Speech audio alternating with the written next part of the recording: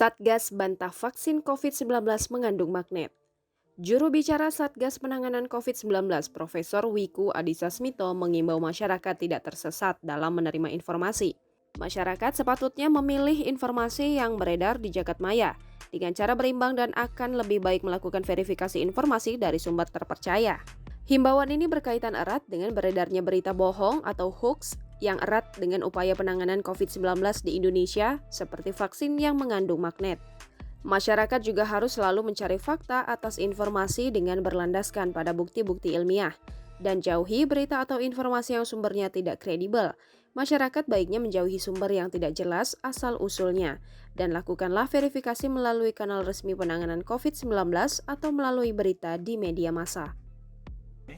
Yang Rp1.000 akan saya letakkan di bekas suntikan, saya lepas saja. Dia nempel ya. Ternyata benar ada daya tarik pada saat mendekat ke tubuh kita ya. Jadi bukan hoax, tadi ternyata benar ya.